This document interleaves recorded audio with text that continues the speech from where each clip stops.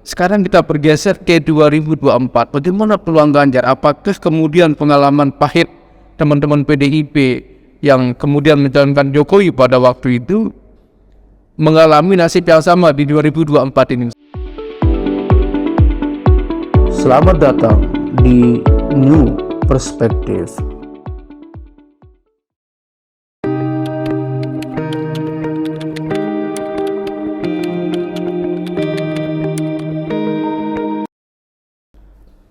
Assalamualaikum warahmatullahi wabarakatuh. Kembali lagi kita bersama di New Perspective dengan saya sebagai host di sini yang sempat trending nomor 1 di NTB waktu itu tentang podcast kita sebelumnya mengenai pergolakan politik organisasi Islam, yaitu Nahdlatul Ulama dan Nahdlatul Ulama Diniyah Islamiyah di NTB. Kembali lagi semuanya bersama saya Diki Wahyudi akan memandu jalannya diskusi kita di siang hari ini. Seperti biasa, saya ditemani oleh dua narasumber yang sudah malang melintang di NTB, khususnya dalam kancah politik, budaya, kemudian religion dan sosial di Nusa Tenggara Barat.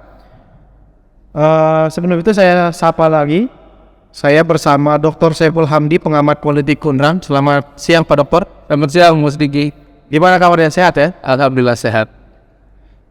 Yang kedua, saya juga bersama tidak asing lagi ya, salah satu analis politik dari Nusa Tenggara Barat yang cukup familiar di telinga kita semua, yaitu Mas Ahmad Yani. Selamat siang Mas. Ya, selamat siang. Assalamualaikum warahmatullahi wabarakatuh. Terima kasih sudah bergabung di acara New Perspective kali ini. Dalam sesi kali ini kita ingin berbicara sedikit ya, mungkin tidak terlalu lama, tapi ini cukup menarik untuk kita bahas. Kita tahu bahwa sebelum Lebaran Idul Fitri kemarin, H-2 kalau tidak salah itu, PDIP secara resmi mendukung Bapak Ganjar Pranowo sebagai calon Presiden Republik Indonesia tahun 2024. Hal ini tentu sangat mengagetkan kita semua karena memang dukungan terhadap Ganjar sebelumnya itu belum terlalu nampak dari PDIP. Bahkan beberapa kader PDIP seperti Pak Bambang Pacul, kemudian di anggota DPR itu selalu mendukung Puan Maharani untuk didukung oleh PDIP sebagai capres. Akan tetapi ini hal yang sangat mengagetkan ya, apalagi lembaga survei sudah beberapa kali mensurvei Ganjar, memang elektabilitasnya yang paling tinggi, tetapi secara resmi baru diumumkan pada H-2 Lebaran pada Idul Fitri kemarin, dan itu sampai Pak Jokowi balik dari Solo ya, dan itu sangat mengagetkan kita semua. Nah, yang ingin saya tanyakan mungkin sambil kita diskusi bersama Pak Dokter juga, dari Pak Dokter Saiful Hamdi dulu nih, mungkin bagaimana sih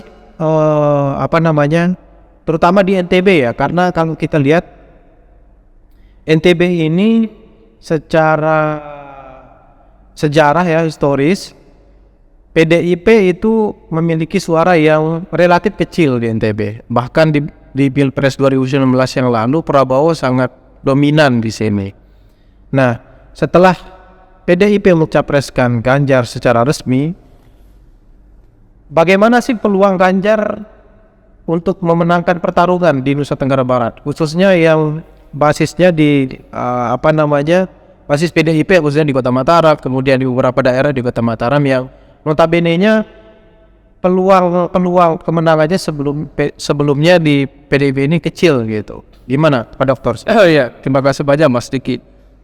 Ya, kita mengetahui semua bagaimana kemudian PDIP mengambil sikap yang mencalonkan Pak Ganjar Pranowo sebagai calon presiden untuk 2024. Saya kira ini adalah pilihan yang sangat rasional, karena PDIP walaupun kesannya kemudian ada ketua umum sebagai kingmaker di sini mengambil keputusan, tetapi kita lihat keputusan-keputusan itu ternyata berbasis data, berbasis hasil survei, dan akhirnya Bang Ganjar Pranowo yang kemudian diusung menjadi calon presiden untuk 2024. Dan ini Mas Diki, saya kira modal besar yang dimiliki oleh Bang Ganjar sendiri ya. Sebelum dicalonkan saja hasil surveinya sudah tinggi, apalagi kemudian kita sambil menunggu hasil survei terbaru, sejauh mana kemudian Ganjar bisa mempertahankan suaranya. Nah, untuk konteks NTB Mas Diki, saya kira ini sangat menarik. Kontestasi calon presiden untuk 2024 nanti tentunya agak berbeda dengan 2019.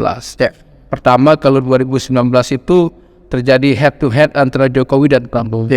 Dan Jokowi waktu itu asal petahana ya. Beliau sebagai petahana dan tetap juga kalah ya, walaupun Pak Jokowi ini luar biasa kontribusinya di NTB. Perhatiannya terhadap NTB-nya sangat luar biasa, membangun Mandalika dan menetapkan kawasan Mandalika sebagai Kawasan ekonomi khusus. kawasan ekonomi khusus yang menurut beliau akan bisa mendongkrak ekonomi masyarakat lokal. Tetapi ternyata apa yang dilakukan Pak Jokowi belum cukup meyakinkan masyarakat Lombok untuk memilih beliau. Karena banyak orang mengatakan orang Sasak ini orang utama di NTB ya, gak hanya Lombok, di Sumbawa juga banyak mengatakan ini kupur nikmat dengan fasilitas bersyukur ya. Bersyukur fasilitas yang diberikan oleh Pak Jokowi ternyata belum menarik hati masyarakat. Apa yang terjadi sebenarnya? Ini pertanyaan besar kita. Lalu sekarang kita bergeser ke 2024. Bagaimana peluang Ganjar? Apakah kemudian pengalaman pahit teman-teman PDIP yang kemudian mencalonkan Jokowi pada waktu itu mengalami nasib yang sama di 2024 ini seperti Mas Jokowi 2019? Ya, 2019 kemarin mereka mengalami kekalahan. 2024 seperti apa? Nah, ini yang menarik. Saya beberapa pertemuan kemarin sempat membahas kenapa Jokowi kalah. Karena memang satu-satunya tokoh di NTB yang mendukung Jokowi pada waktu itu TGB. Dan TGB sayang sekali beliau sudah tidak menjabat jadi gubernur, sehingga kekuatan struktural logistik itu sangat berkurang. Terus kedua, hampir semua tokoh-tokoh lain pendukung Prabowo, mulai dari siapa tokoh kita, Bang Sul, ada Pak Hamzah, dan ada siapa lagi, Den Samsudin yang ada di Sumbawa, dan banyak juga dosen-dosen kita di UNRAM yang pendukung Prabowo gitu. Sangat menarik sekali ya. Nah, ini kontestasinya sekarang saya kira ini agak berbeda. Kalau kita lihat peta ya, peta sekarang ini kan bahwa ormas-ormas mulai terbagi. Kalau kita petakan dari ormas ya, ini sebenarnya cukup merata. Misalkan NWDI kemarin kita baru mendengar TGB berstatement melalui Perindo ya, beliau mengatakan bahwa akan mendukung Ganjar Pranowo. Jadi ada satu ormas modal besar sudah untuk di NTB ini. Kemudian teman-teman NU sebagian GP Ansor, kalau saya lihat Gus Yakut ya sudah mengeluarkan statement juga, dan saya yakin PNU ya, kalau misalkan seandainya Caimin tetap menjadi calon Prabowo, ini akan pecah suaranya nanti ya. Jadi GP Ansor sepertinya akan mendukung Ganjar Pranowo. Ada beberapa video dan guru bagus misalkan dia sudah mendoakan Ganjar Pranowo sebagai presiden ya, sebagai calon presiden. Nah, kemudian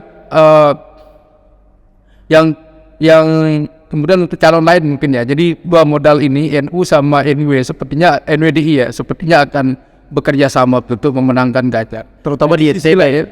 Ada NW ya, Nahdlatul Wathon. NW ini berafiliasi ke Gerindra. Saya kira calon yang mereka dukung adalah Prabowo Subianto. Ini juga punya modal besar. Mas Diki dengan suara di Ajan. Nah, di sisi lain kalau kita lihat Bang Anies ya, Bang Anies ini kan mungkin banyak suara-suara Prabowo kalau kita lihat akan beralih ke Anies Baswedan, terutama di NTB. Dan yang sangat jelas mendukung Anies kalau kita lihat dari dari suara ormas itu adalah dari Atopa ya, Kelompok Tengah kemarin ya, mengatakan bahwa mereka sudah gabung dengan Nasdem dan mendukung Anies Baswedan. Nah, ini pertanyaan Mas Yani. Sedikit lagi ini bergabung ke P3. Ya. Juga saya kira akan menambah suara Ganjar Pranowo, bahwa Tuan Guru Hazmi ya. Beliau salah satu tokoh di Maraket ya. Sepertinya juga akan bergabung jadi angin segar buat Ganjar Pranowo. Jadi sekarang bagaimana kemudian PDIP bisa mengunci dukungan-dukungan ini membangun komunikasi, jangan sampai kemudian ada miskomunikasi lagi untuk di tingkat bawah. Baik, saya kira apa yang disampaikan Pak Dr. Saiful Hamdi itu sangat clear ya. Artinya Ganjar ini sebenarnya memiliki peluang untuk bisa bertarung secara kuat di Nusa Tenggara Barat ini.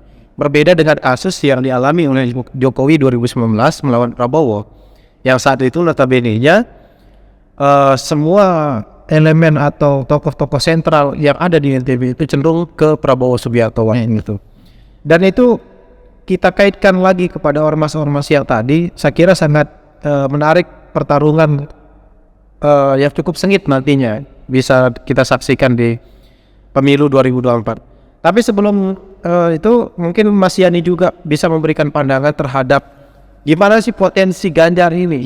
Kalau Pak Dr. Saiful Hamdi itu mengaitkannya dengan organisasi Islam yang ada di sini. Nah, Mas Yani mau melihat seperti apa nih peluang Ganjar di NTB untuk Capres 2024? Kalau kita, terima kasih. Kalau kita berbicara secara historis, memang dari pemilu ke pemilu sebelumnya relatif calon yang diusung oleh PDIP ini memang selalu kalah di NTB.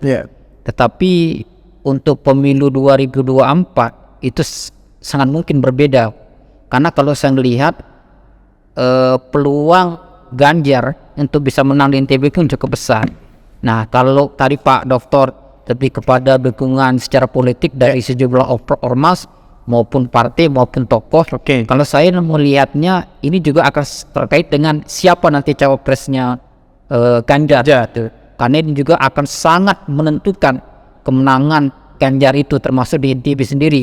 Apakah TGB ada peluang dicalonkan sebagai cawapres Ganjar kalau bicara ormas? Iya, kalau kita melihat dari hasil survei kan relatif memang selisih elektabilitas dari 3 kandidat nama capres ini relatif di bawah margin error 4% kan?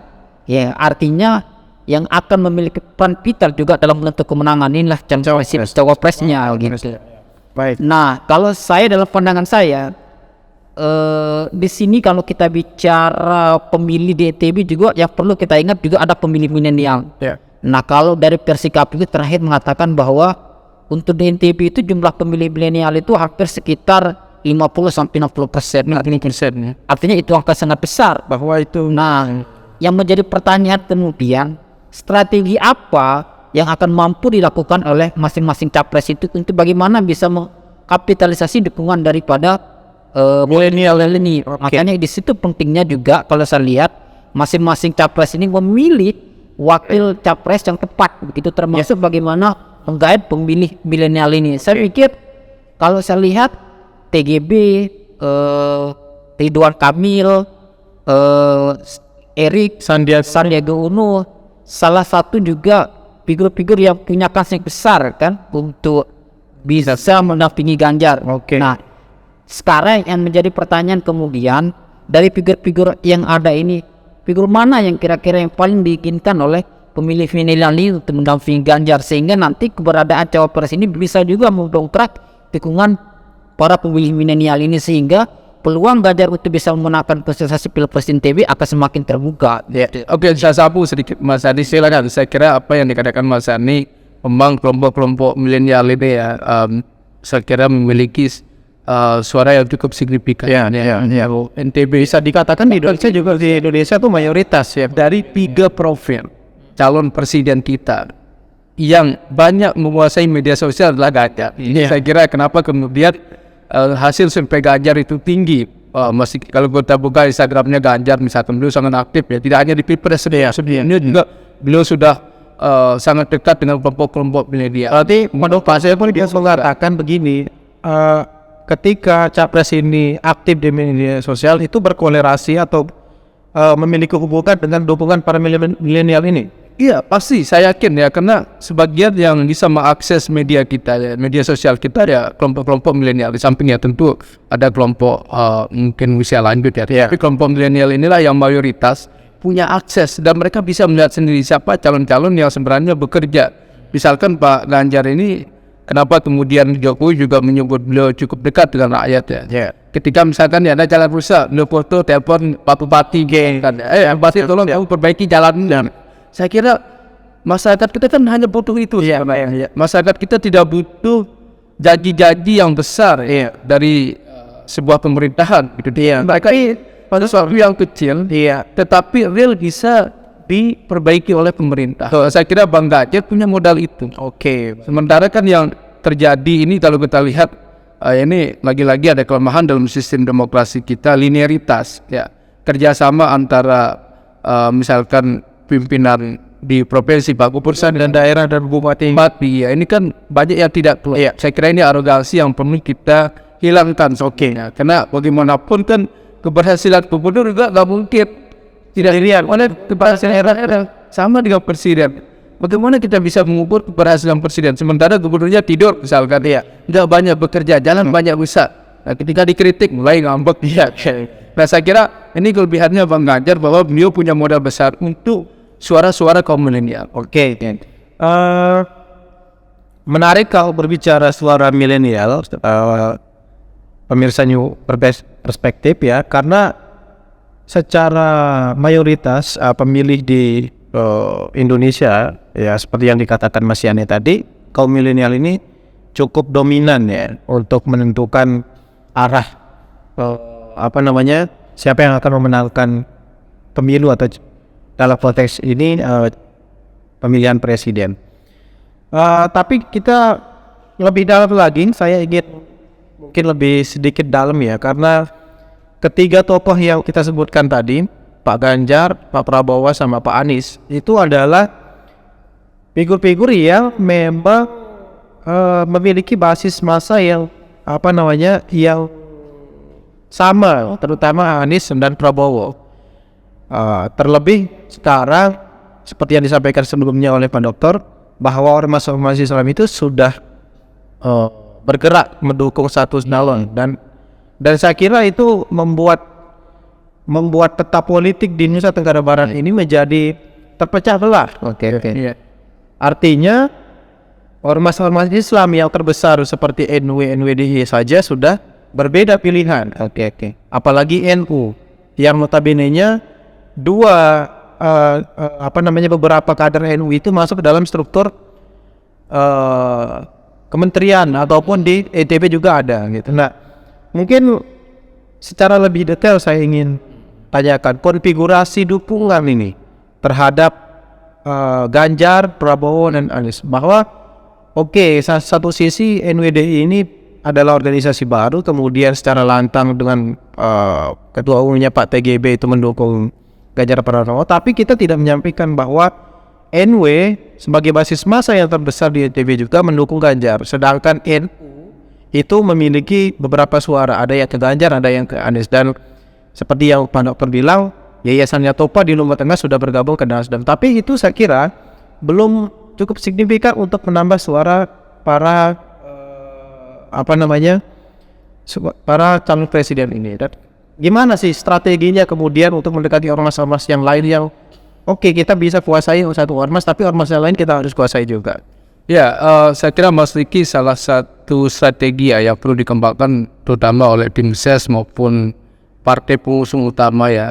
Kita lihat ada PDIP di sini. Saya kira membangun komunikasi sangat penting dengan tokoh-tokoh di luar PDIP ya, termasuk kemudian dengan tokoh NWDI, merakit kalimat yang kemudian menjadi basis P3 ya di Jawa Timur.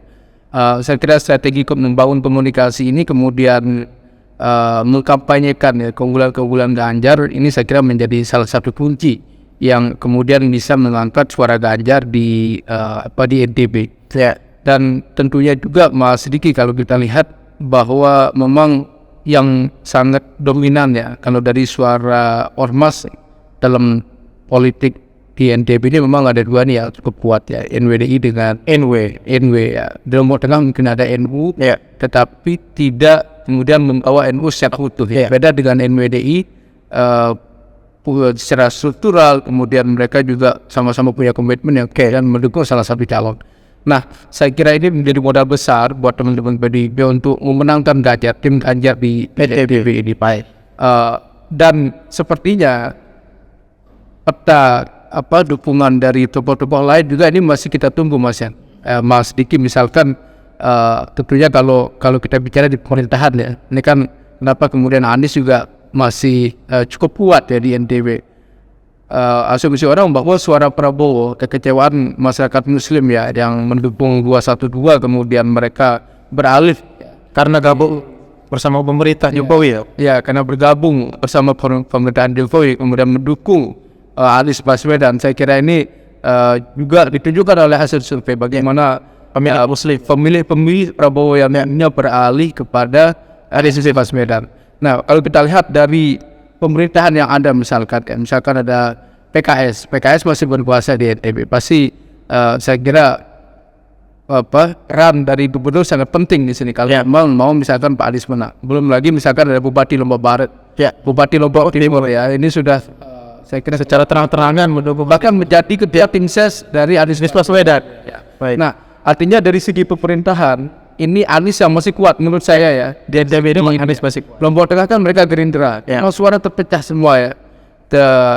Di pemerintahan juga ada wakil dari Abu Wagub ya. Orang mengatakan Bang Zul nggak punya suara di Lombok misalkan ya. Punya suara Boromi. Itu kan suaranya di Sumbawa. Kecil sekali ya. Tetapi secara logistik ya, secara kekuatan kebijakan saya kira PKS masih kuat lah. Nah, ini saya kira akan mempengaruhi Mas Diki hasil pemilihan calon presiden nanti di NTB. Baik. Kita tambahkan Silakan Mas Yani. yang perlu kita perhatikan ini pemerintahan Zuromi dan sejumlah bupati wali kota ini kan akan berakhir di 2023 ini, akan mungkin tinggal 4 bulan lagi dan nanti pada saat digelarnya pilpres itu akan lebih banyak dijabat oleh pejabat pelaksana. Apakah itu pejabat gubernur, pejabat bupati, pejabat wali kota. Artinya juga kita akan lihat ini kemana arah dukungan daripada para pejabat ini. Tetapi Setelah tidak menjabat ya. enggak, yang saat menjabat, mereka yang menjabat. Artinya pejabat gubernur, siapa yang mau pejabat gubernurnya? Pejabat bupati, PLT-nya. Nah, kalau kita melihat mekanisme dalam penunjukan pejabat itu kan adalah dari pemerintah pusat gitu. Tentunya nanti kan akan kita lihat kemana arah dukungan daripada Jokowi gitu kan. Artinya tapi Jokowi punya meski kita lihat memang sinyal dukungan itu mengarah kepada Ganjar. Kalau dalam pandangan saya memang cukup kompetitif lah persaingan di NTB ini. Kalaupun nanti misalnya siapa yang menang, relatif kemenangan tidak akan terlalu dominan lah. Ya, artinya selisihnya terlalu jauh lah. Tidak seperti pilpres sebelumnya yang antara Pak Jokowi dan Prabowo itu cukup jauh lah. Pak Jokowi hanya 25%, Jokowi 75%. Kalau besok ini saya lihat siapa yang menang nanti tidak akan terlalu jauh lah selisihnya dengan kandidat yang lainnya, karena relatif masing-masing kandidat ini punya basis dukungan dan keunggulan sendiri-sendiri yang bisa dimainkan untuk meraih dukungan pemilih publik di NTB begitu. Saya kira dari diskusi kita sangat menarik ya, bagaimana potensi ketiga capres yang sedang beredar dan itu pun belum ditentukan sebenarnya, pendaftaran belum dimulai, paling tidak Oktober atau September itu baru mulai pendaftaran, sehingga sekarang pun memang lagi panas-panasnya nih orang capres dan mempasang-pasangkan pasangan calon ya. Capres Ganjar dipasangkan bisa dengan Erlangga, bisa dengan Sandiaga Uno dan bisa yang lain. Kemudian Anies, AHY, Kofifa dan segala macam. Tapi dari diskusi kita ini mungkin terakhir ya, yang bisa kita petik adalah kesimpulannya apakah Ganjar ini bisa landing istilahnya di NTB ini secara kandidat capres. Ya tentu dukungan ormas Islam kemudian orang-orang yang mendukung itu bisa menjadi dorongan sedikit ya. Tapi konklusinya dari diskusi kita singkat ini, apakah Ganjar yang kita bahas sekarang ini memiliki potensial untuk memenangkan pertarungan di NTB? Ya, Mas Iki, saya kira peluang Ganjar ya, beliau fokus berpeluang besar untuk leading di NTB. Kenapa saya katakan demikian? Pertama, bahwa Ganjar sangat dekat dengan pemilih milenial. Saya kira ini potensinya sangat besar di NTB untuk dikapitalisasi oleh teman-teman kita PDIP maupun partai-partai pendukung Ganjar. Ini saya kira sangat penting, catatan saya pertama. Terus kedua, kemudian bagaimana memanfaatkan jaringan ya dari teman-teman NWD, jangan sampai satu suara pun misalkan tidak boleh keluar ya, dari suara NWD untuk mendukung Ganjar, nggak boleh ada yang keluar misalkan. Saya kira ini salah satu kunci ya bagaimana kemudian Ganjar itu bisa leading. Seringkali saya mengatakan begini, orang banyak kemudian menjudge ya, PDIP sebagai ya mungkin agak ke kiri, saya akan begitu ya. Padahal kalau kita lihat bagaimana PDIP juga sebenarnya sangat sensitif dengan kepentingan agama. Sebagai contoh misalkan penolakan timnas Israel kemarin, ya, ini yang suara keras itu sebenarnya kok tiba-tiba PDIP begitu. Kenapa kemudian teman-teman Muslim yang lain itu tiarap begitu? Padahal ada MUI yang mengatakan menolak timnas Israel, tapi yang mengurusinya ada PKS juga menolak. Ya. Tetapi tiba-tiba kok Ganjar yang kemudian berani berbicara atas nama konstitusi. Baik. Saya kira ini menjadi catatan. Saya tidak mengatakan catatan manis ya, tetapi ada juga efek negatif ya tentu ya untuk elektabilitas Bang Ganjar. Tetapi sedikit tidak bahwa ini bisa mengubah image ya teman-teman PDIP di kalangan Muslim. Ya. Mas Yani sedikit mungkin. Kalau saya mungkin posisi saya ada dua faktor yang bisa menjadi kemenangan Ganjar di NTB. Yang pertama adalah siapa cawapresnya, dan yang kedua adalah optimalisasi mesin partai untuk memenangkan Ganjar. Cukup itu saja kalau saya. Baik, pemirsa New Perspektif ya, sangat menarik ya diskusi kita, bahwa dari diskusi kita ini kita dapat simpulkan bahwa potensi untuk Ganjar leading ya memenangkan pertarungan di NTB itu masih ada karena beberapa dukungan ormas Islam. Dan dari catatan Mas Yani ada dua faktor ya yang menentukan Ganjar bisa memenangkan pertarungan di NTB ini. Baik, pemirsa New Perspektif, mungkin diskusi kita ini sangat menarik. Kalau rame akan kita lanjutkan part 2 ya. Saya ucapkan terima kasih Pak Dr. Sanil Hamdi, Mas Ahmad Yani atas kedatangannya, diskusinya yang sangat menarik ya. Saya kira bisa kita diskusi lanjutan untuk diskusi capres-capres yang lain ya. Oke, siap. Kita bisa melihat arah pemenangan, konfigurasi dukungan di Nusa Tenggara Barat. Pemirsa New Perspektif, saya Diki Wahyudi, terima kasih, sampai jumpa, salam sukses.